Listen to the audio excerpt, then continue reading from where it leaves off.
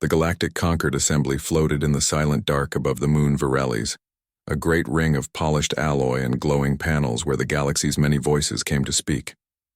Inside, the air hummed with 100 different languages, clicks, whistles, and pulses, all translated through soft chimes and quiet tones that filled the vast chamber. Delegates from over 200 worlds sat in tiered rows, their forms as varied as the stars they came from, some wrapped in shimmering robes, others armored in living shells, a few hovering on silent anti-grav discs. At the center of it all, small and unassuming, sat the human delegation. They wore plain gray uniforms with no badges, no bright colors, no signs of rank or pride. Their leader was a man named Daniel Hayes. He was not tall, not loud, and not flashy. But his eyes were sharp and his silence carried weight. Beside him sat Lena Cruz, her arms crossed, her gaze steady as she watched the other delegates whisper and gesture. Behind them, Marcus Boone leaned forward slightly, his fingers tapping a quiet rhythm on his datapad. And near the edge of their small group sat Noah Patel, the youngest of them, eyes wide as he took in the grandeur of the assembly. For years, humans had been treated like latecomers to a party that had long since stopped caring who showed up.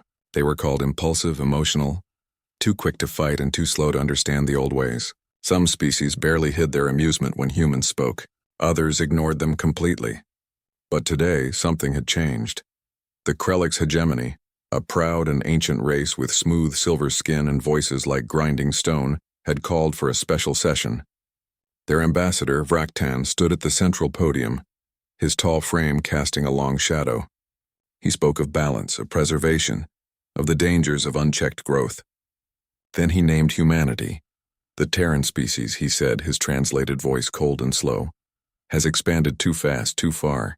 Their colonies sprout like weeds in sacred space. Their mining operations scar worlds that should remain untouched. We propose a binding resolution. All human activity beyond the Orion Arm must cease immediately. No new colonies. No deep space resource extraction. No military presence. A murmur rose through the chamber. Some delegates nodded. Others shifted in their seats. A few glanced toward the humans with pity or satisfaction. Daniel did not move at first. He let the words hang in the air. Then he stood. He did not shout. He did not point. He simply walked to the speaking platform, his boots clicking softly against the floor. When he spoke, his voice was calm, clear, and carried to every corner of the room. For 50 years, he began, humanity has followed your rules. We signed your treaties. We paid your tariffs. We stayed quiet when you divided the galaxy into zones of influence and left us with the scraps. You call our expansion reckless, but your own fleets have strip-mined entire systems in the Helix Nebula. You call us emotional, yet it was the Varathi who bombed the Kethan homeworld over a trade dispute just 2 cycles ago. He paused, letting the truth sink in. You speak of balance, but your balance only protects those who already hold power. You speak of preservation, but you preserve nothing when you let the Drexian people vanish because they were too weak to fight back. And now you point at us, not because we are dangerous, but because we are rising. The Varathi ambassador, a tall being with feathered limbs and a sharp beak, rose from his seat. You are children, he hissed through his translator. You do not understand the cost of war. You play with fire while the rest of us have long learned to control the flame. Daniel looked at him not with anger, but with something deeper, disappointment. Maybe we are young, he said. But we learn fast, and we remember. He turned and walked back to his seat. The chamber buzzed with noise, some angry, some nervous, some almost excited. The Krellick's ambassador demanded a vote. The motion passed easily. 200 voices said yes. 4 said no. The humans were alone. But Daniel did not wait for the gavel to fall. He stood again, this time with purpose. He nodded to Lena, who rose without a word. Marcus closed his datapad and stood as well. Noah hesitated for only a second before following. Together, they walked out of the assembly chamber, their footsteps echoing in the sudden quiet. As the massive doors slid shut behind them, the noise inside dropped to a whisper. No one laughed. No one mocked. The delegates stared at the empty space where the humans had sat, as if expecting them to return, to beg, to apologize. They did not. Outside, in the quiet corridor that led to the docking bays, Daniel stopped for a moment.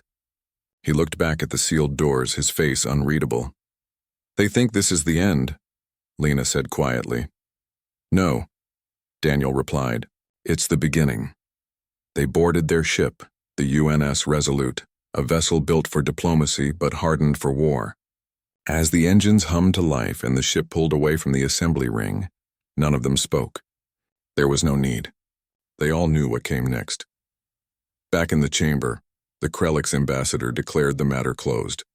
The Varathi returned to his seat satisfied, but others were not so sure. A delegate from the small moon world of Tilius watched the humans' empty seats and felt a chill. Another from the gas giant Yorva tapped her claws together, thinking not of victory but of warning. For the first time in centuries, the galaxy felt something it had almost forgotten: fear. Not because humans had weapons, many species had those. Not because they were numerous, they were still few, but because they had just done something no other young species had ever dared. They had walked away from the table. And in that walk, they had shown they no longer needed permission to stand. The Resolute vanished into the starfield, heading home. Behind it, the great assembly continued its debates, its deals, its delicate dances of power. But something had shifted. The humans were no longer asking to be heard. They were preparing to be seen. And the galaxy, for all its age and wisdom, did not yet understand what that meant. But it would. Aboard the UNS Resolute, the air was thick with quiet tension. The ship drifted through neutral space, its engines idling, its lights dimmed to conserve power. Inside the war room, a plain chamber with steel walls and a single oval table, Daniel Hayes sat at the head, his hands folded, his eyes fixed on the star map glowing above the center. Lena Cruz paced near the door, her boots clicking against the metal floor. Marcus Boone leaned against the far wall, arms crossed, watching the others with tired eyes.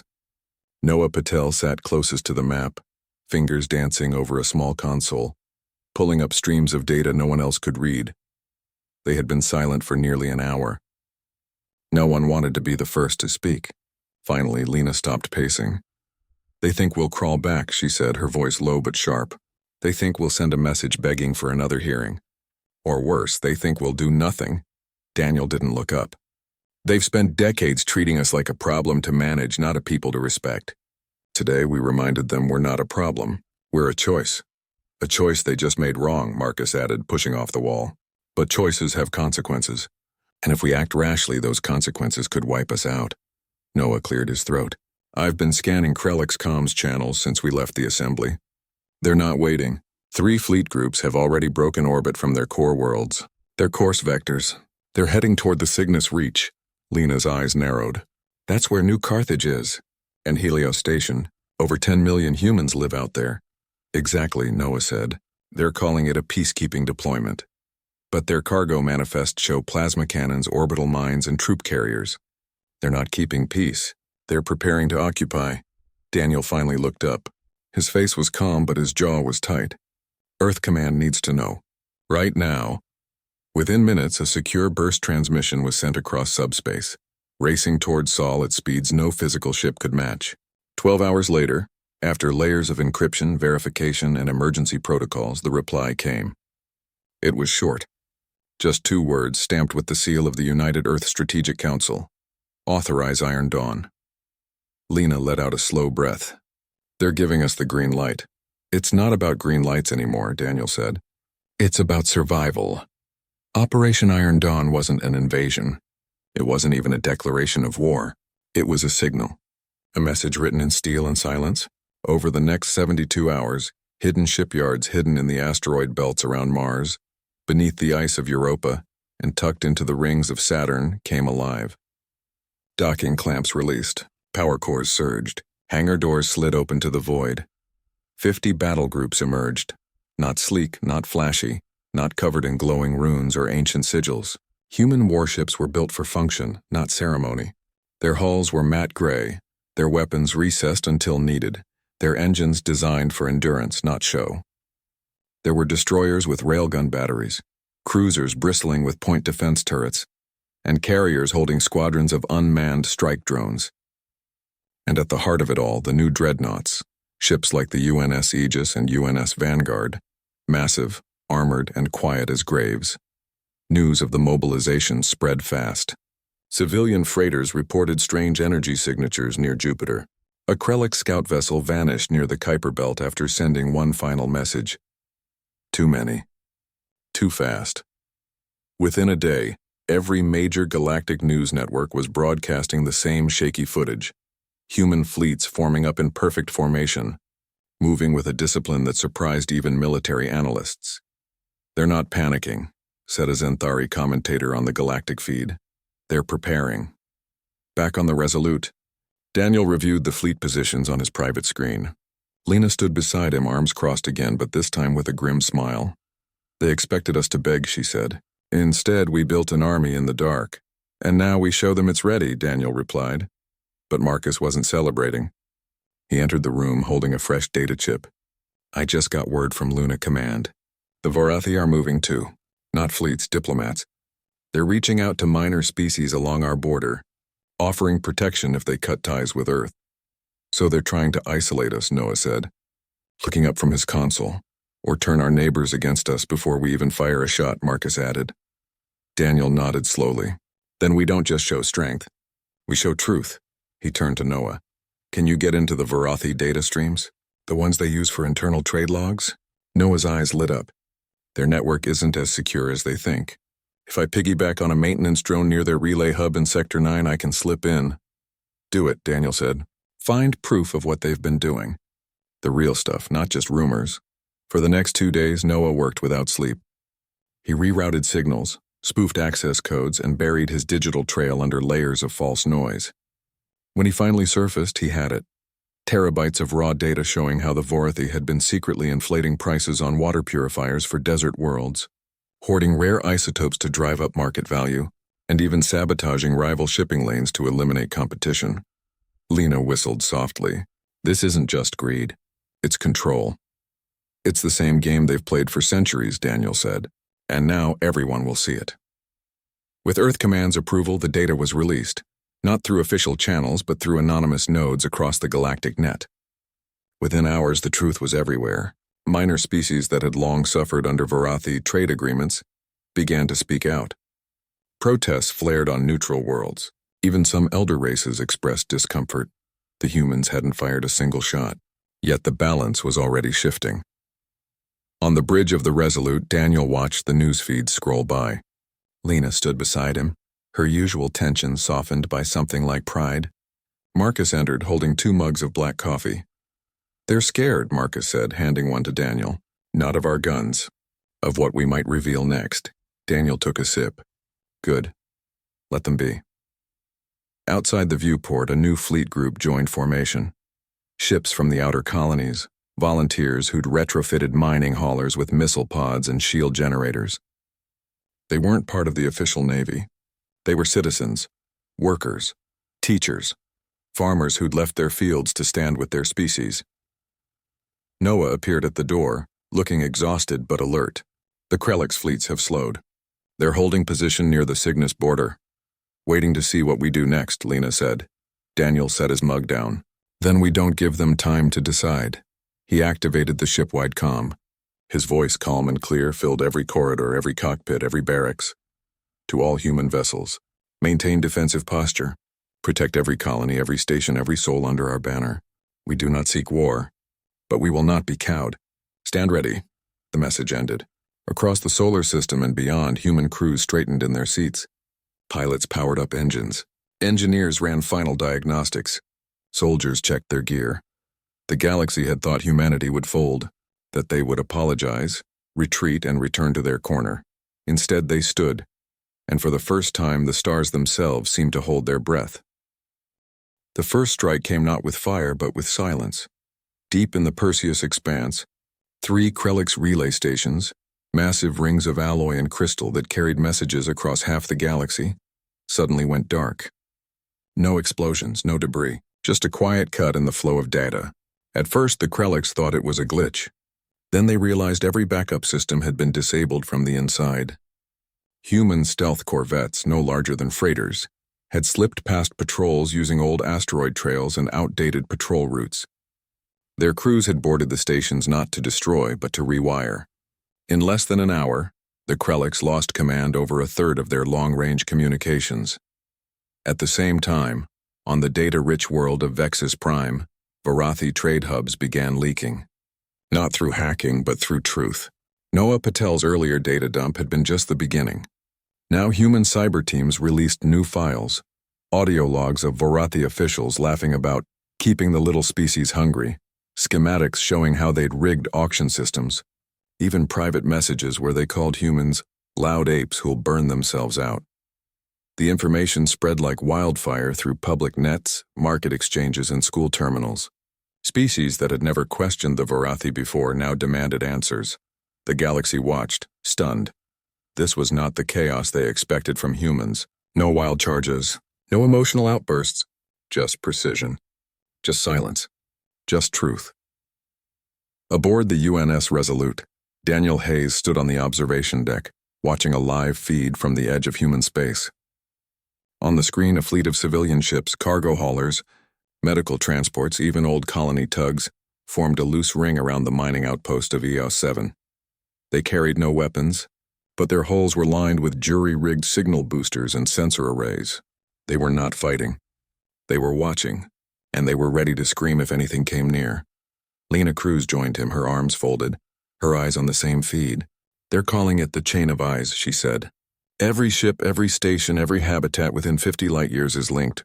If one sees a threat, they all know in seconds." Daniel nodded. "We're not hiding anymore. We're showing them we see everything."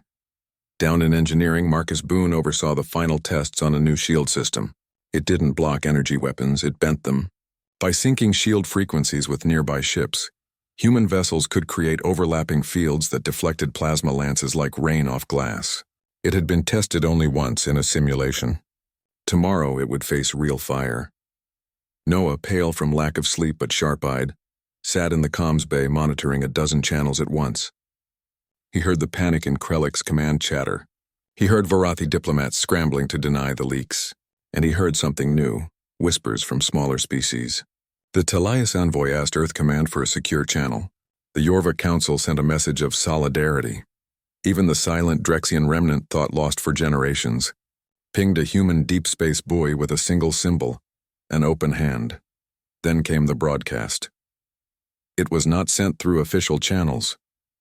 It appeared on every major galactic network, every public screen, every personal device, even in markets and schools. No warning, no fanfare, just Daniel Hayes standing in a plain gray uniform, his face lit by soft light, his eyes steady. "We asked for a seat at your table," he said, his voice calm, clear, and carrying the weight of millions. "You gave us scraps and scorn. You called us reckless because we dared to grow.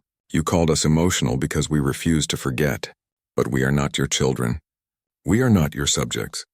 And we are not your mistake." He paused, just for a breath. "Now we build our own table, and if you try to burn it down, know this: we do not break. We burn brighter." The feed cut to black. Silence followed. Then chaos. On Krellick's homeworlds, emergency councils convened. Varathi trade ministers resigned. Minor species held rallies in human support. And in the Concord Assembly, the great chamber sat empty. Delegates too afraid to meet, too unsure of what came next. But humanity did not wait. Fleets moved, not to attack, but to protect. Human warships took position around every colony, every research outpost, every jump gate they had helped build over the decades. They did not fire. They did not threaten. They simply stood, like walls of steel in silence. At the edge of the Orion Arm, the Krellick's fleet that had been creeping toward New Carthage slowed to a stop. Their admiral sent a message. "State your intentions." The reply from the UNS Vanguard was short. "We guard our home. Pass, and you will not be harmed. Threaten, and you will not leave." The Krellicks did not pass. They did not retreat. They waited, because for the first time they were afraid, not of human weapons, though those were now proven. Not of human numbers, though those were growing, but of human will. Humans had been pushed, mocked, sidelined, and underestimated, and instead of breaking, they had sharpened. Instead of begging, they had built. Instead of hiding, they had shown the galaxy exactly who they were. On Earth, in cities and farms and labs, people watched the stars with new eyes. Children asked their parents if they would fight. Parents told them, "We already are." In orbit, the Resolute turned toward the outer colonies. Daniel stood on the bridge, his hands behind his back. Lena stood beside him. Marcus entered with fresh reports. Noah's voice came over the comm. All systems green. The chain holds. Daniel looked out at the endless dark dotted with human lights. They were no longer guests in someone else's galaxy. They were home, and they would defend it, not with rage, but with resolve. Not with noise, but with action. The storm had broken, and the galaxy, for all its age and pride, finally understood. Humanity was not a spark to be smothered. It was a fire that had just begun to burn. Fear spread through the galaxy like a cold wind through an open door. It did not come from explosions or battles, but from silence, from the quiet certainty in human actions.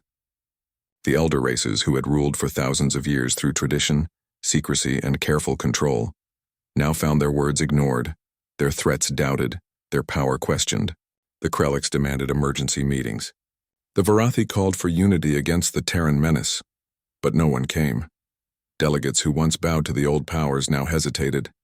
Minor species, tired of being used as pawns, began to speak in their own voices. A trade council on the moon of Tillis voted to open direct talks with Earth. The gas-mining clans of Yorva rerouted their freighters to human ports, not out of loyalty, but because human contracts were fair and payments came on time. Even the reclusive Drexian remnant sent a small envoy ship, not to fight but to watch, to learn, to see if this new force might finally bring balance. Aboard the UNS Resolute, Lena Cruz reviewed the latest intelligence reports. Her eyes moved quickly over the screen, taking in fleet positions, supply lines, and diplomatic signals. "They're scared," she said, not looking up. "Not of our guns, of our will."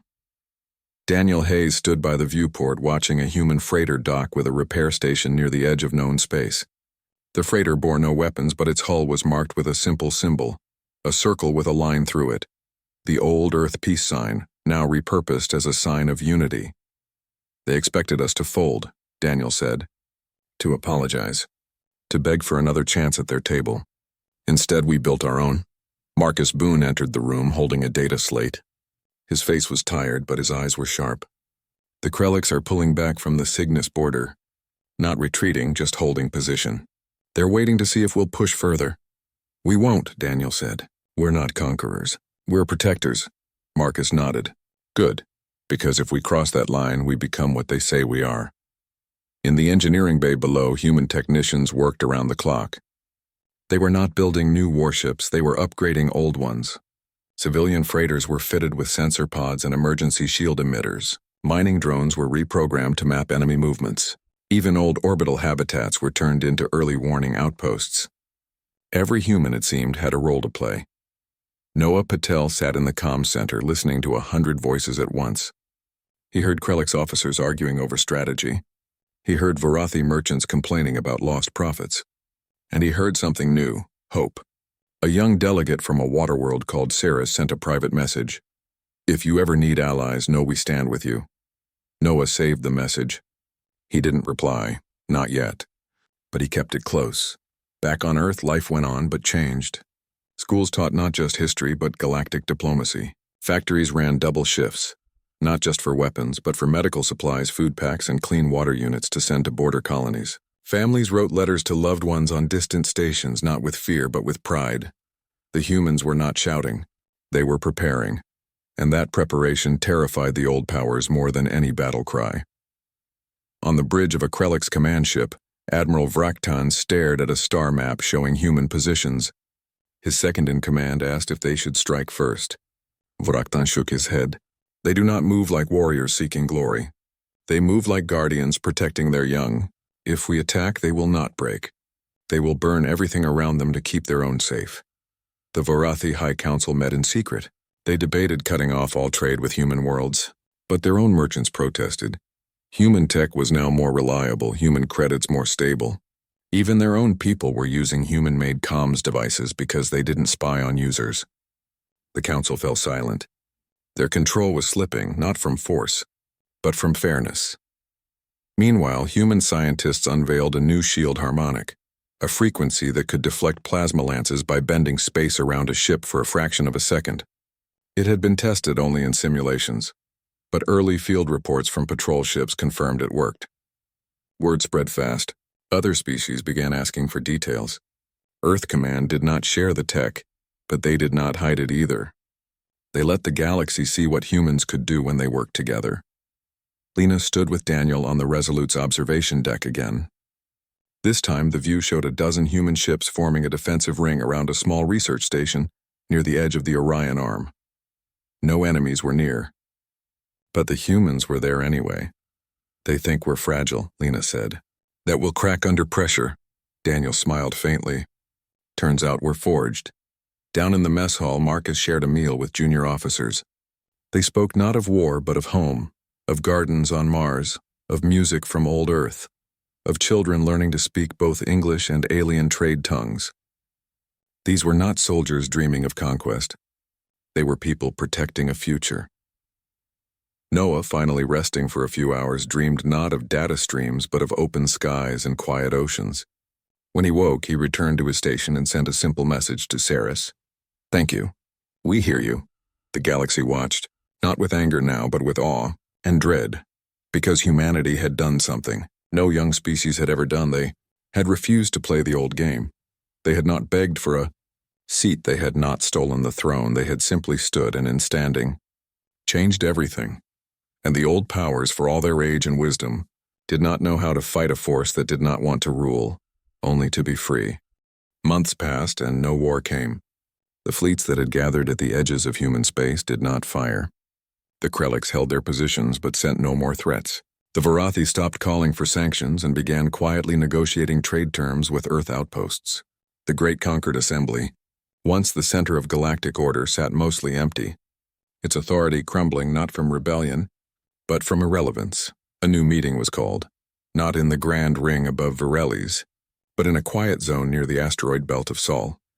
It was smaller, simpler, and held on human terms. No towering podiums, no layers of translation drones, just a round table in a neutral station, with chairs for every species that wished to speak. Daniel Hayes arrived alone. He wore the same gray uniform, unadorned, unassuming. He did not bring guards. He did not bring weapons. He brought only his voice and the weight of what his people had done. The other delegates arrived one by one. The Xanthari ambassador, tall and feathered, nodded as he took his seat. The Telius envoy, small and wrapped in soft blue cloth, offered a quiet greeting. Even a Krelliks representative came, not Vraktan, but a younger officer named Jelra, who kept his eyes down but his posture open. No one spoke at first. The silence was heavy but not hostile. It was the silence of people who had seen something change and were trying to understand it. Finally, the Xanthari leaned forward. "What does humanity want?" he asked. His voice was not mocking this time. It was careful. Daniel looked at each of them in turn.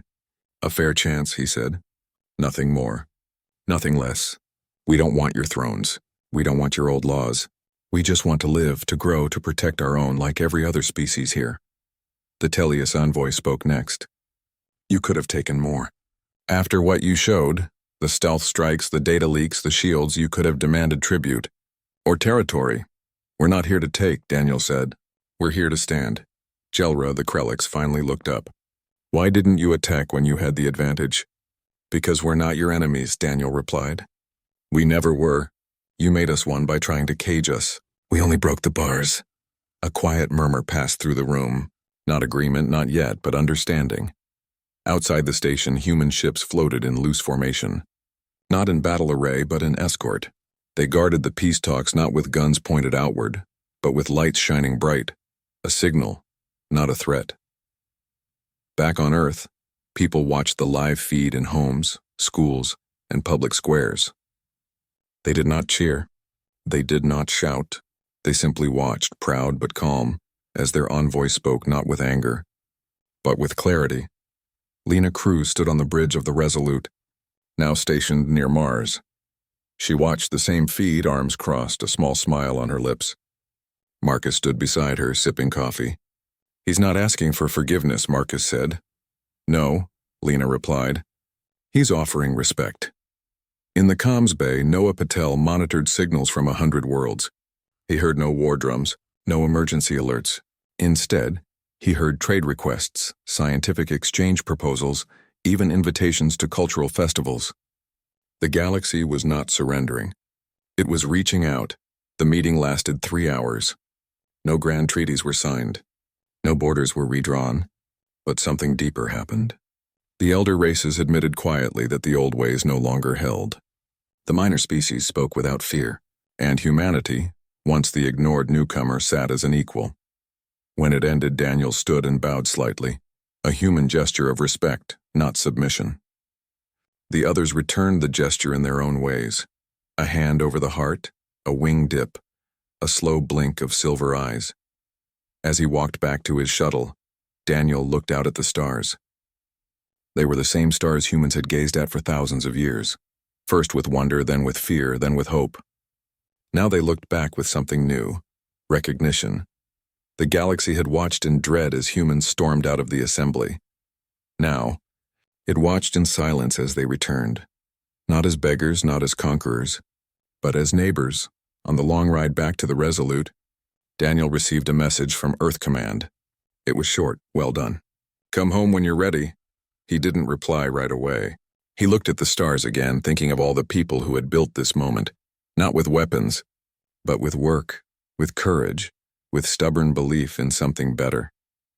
When he finally spoke into the comm, his voice was soft but sure. Tell them I'm on my way.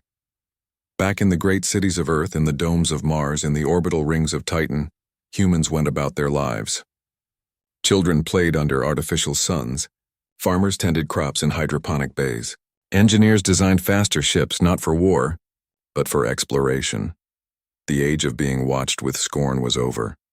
The age of being feared was fading. A new age had begun, one where humanity stood not at the edge of the galaxy, but in its heart, not by force but by choice. And as the Resolute turned toward home, its light steady against the dark, the stars themselves seemed to shine a little brighter.